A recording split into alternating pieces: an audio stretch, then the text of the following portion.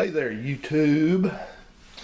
So the weather's been pretty bad, and I don't like to be out in the rain and stuff working on the cars, so I tend to have to stick in the house. So I've been going through and getting some practice in. I've rebuilt a starter and I rebuilt a distributor and stuff like that, and I really haven't made any videos on that because it's real tedious work, and you just really start to lose people's interest in that pretty quickly. So I'm probably going to do a starter rebuild video on a Mopar starter sometime soon, but not yet. In the meantime, I had an issue with the washer pump on my 66 Chrysler, and it's an electric pump. This is it right here. Got hooked up to my battery jump box. If you can see that there, hopefully that'll get that in the frame. But anyway, it's I'm going to disconnect it for you. There's nothing to that, but here it is. And all this is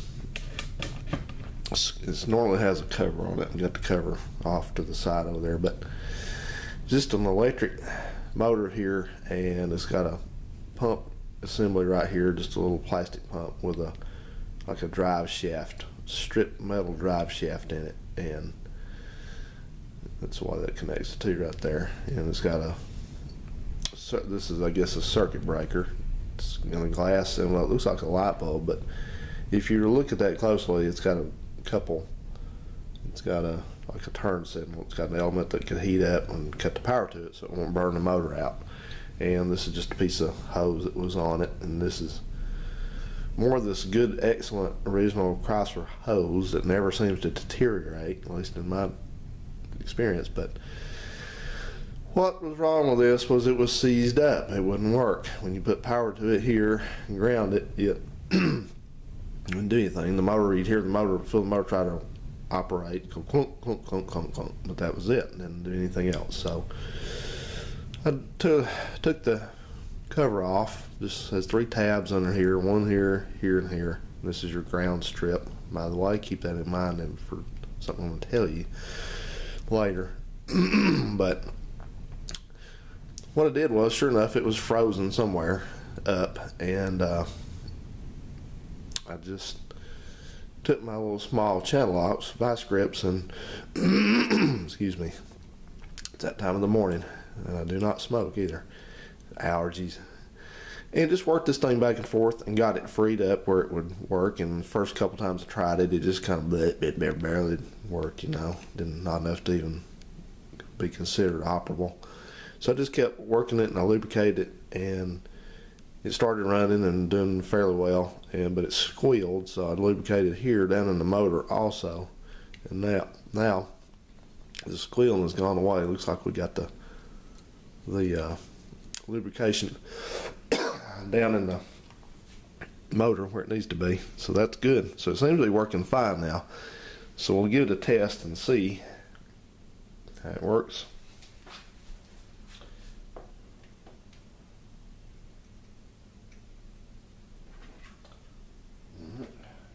Here.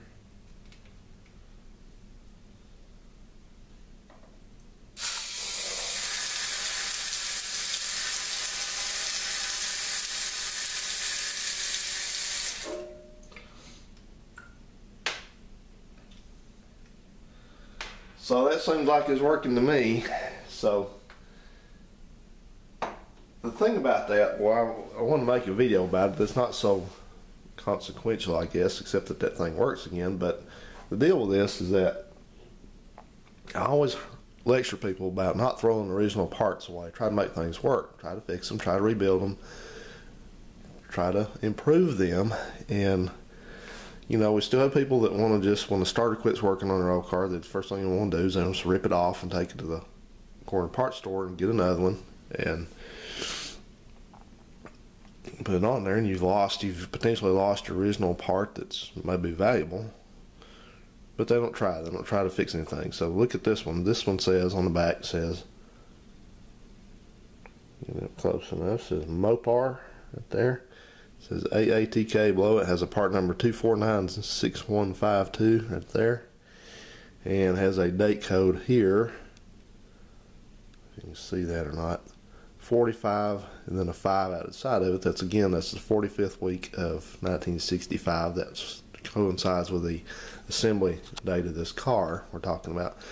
And so this is the original pump. It's the original date-coded pump that was put on when it was new, and I'm not about to throw this in the garbage. I'm going to fix it one way or another. I mean, I tell people, same thing I said recently. I said, if this thing was built in 1965, it can be rebuilt now. You know, it may take a lot of work because these things are riveted together, but it can be done. The tools are there. The pieces are there. So I fixed it. It's working. It didn't cost me anything to do this. Now, somebody on the forum that I go to about these cars, they kind of disappoint me because people started, a couple of them answered a question I asked about what could be wrong with this thing. And, you know, they asked, the guy said, well, just get one of those repops off eBay. Well, the repops on eBay come from who knows where. They're not date coded. They don't say Mopar on them that I'm aware of. And on top of that, not only are they made incorrectly, they made the strip on these this is the original part right here, and this little ground strap is under the rubber little foot that's on this. And if you look at the picture on the internet, theirs are up over it. Exactly wrong. You did it wrong. They put it on the wrong side. They put it in here. That is wrong, because when you have one of these, it's the original part right in front of you, and you see the way it was produced, then you can look at that stupid repro part and tell it's made wrong. It's not authentic. It's not right. So I'm not paying $80 for a POS part like that. So, you know, I figure I can go around. If I couldn't make this one work, I could go around and get the pieces to make it work. So anyway, it's all fixed, working great. That's all it took to make it work. So let's not give up so easily. And another thing too, when these people are on these forums, I know they're trying to be helpful, but try not to. If you answer questions on the forums, when somebody asks a question, try to stick to that question. Don't have like a couple people answer the question and then somebody makes another random comment that has nothing to do with that, like something else on the car, and then the whole discussion on the thread goes into what that person said. We're not talking about certicards here or something else. We're talking about washer pumps. I don't mind people, you know, making comments, but it just goes way off to the side somewhere, and you have to bring these people back to get their attention back where it's supposed to be, I guess. But all right, then I'm going to take that and I'm going to polish this cover up. You notice that helpfully this goes over sort of like that, and this helpfully is labeled on here res and NOS in case you forgot which one's which, but they're different sizes anyway. You can't really mix them up, not easily, not unless you try to. So the deal is that the only part that I'm going to have to buy about to get these washers working again now is a little joiner thing that's got, it's got a large end port and two 90-degree small ones that go to the nozzles, and all the line, the original line, is still there, still in good shape. Don't even have to buy any line for this thing. I had to buy a washer bottle. It was rotted away, but that's how it goes.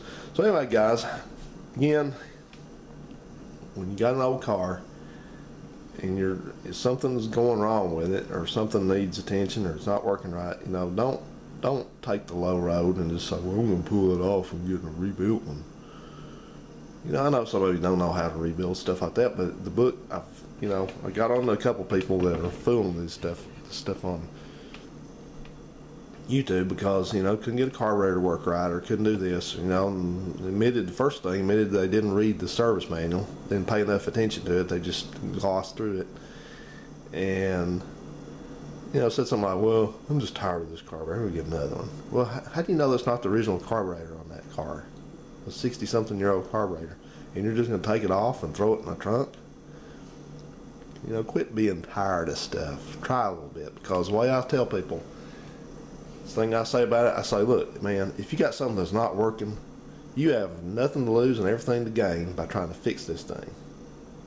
Give it a shot. Try it. You may luck out and fix it. I did. Thanks for watching, guys. We got a video coming on the pickup here pretty soon. Working on that right now, but I wanted to throw this one up ahead of time and just show you what was going on. Haven't seen you guys for a while. Thanks for watching, and we'll see you on the next one. Later.